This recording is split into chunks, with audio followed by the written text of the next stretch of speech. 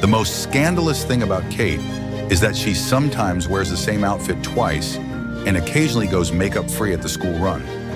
If that's scandal, then Diana would have had people fainting in the streets. Round 5. Motherhood methods. Let's talk about how these two approached royal motherhood, because this reveals so much about their personalities.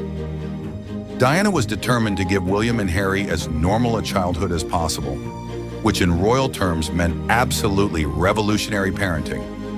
She took them on public transport, to theme parks, and yes, to McDonald's. She wanted them to understand that there was a world beyond palace walls where real people lived real lives. Diana was hands-on in a way that shocked the establishment.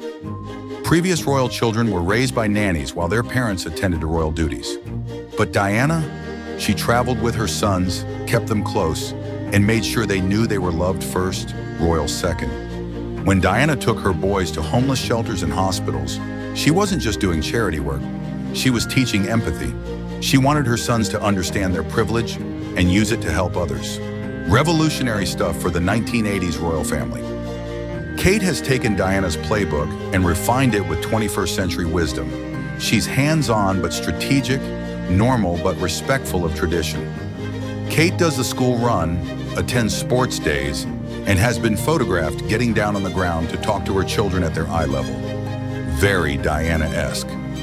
But Kate's had advantages Diana never had: a stable marriage, family support, and the benefit of watching Diana's experiences.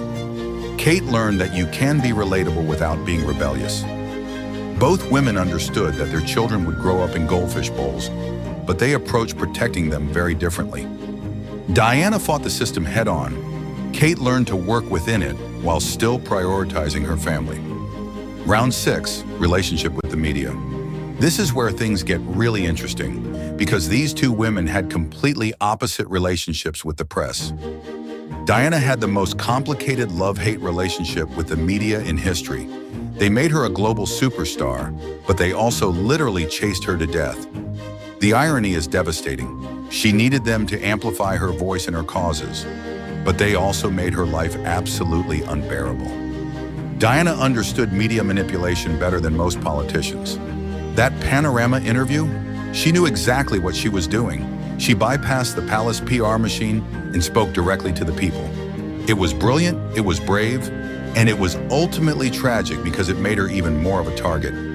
The paparazzi were obsessed with Diana. Every outfit, every expression, every moment was documented. She couldn't buy groceries without it becoming front-page news. The pressure was relentless, and it contributed to her struggles with mental health and eating disorders. Kate, on the other hand, has mastered the art of controlled media engagement. She learned from Diana's experience that you need boundaries with the press or they'll consume you alive. Kate's approach is strategic, carefully managed photo opportunities, limited interviews, and a clear separation between public and private life. When Kate does appear, it's usually perfectly orchestrated. She knows her angles, understands lighting, and has perfected the art of looking naturally stunning in every photo. It's media management at its finest.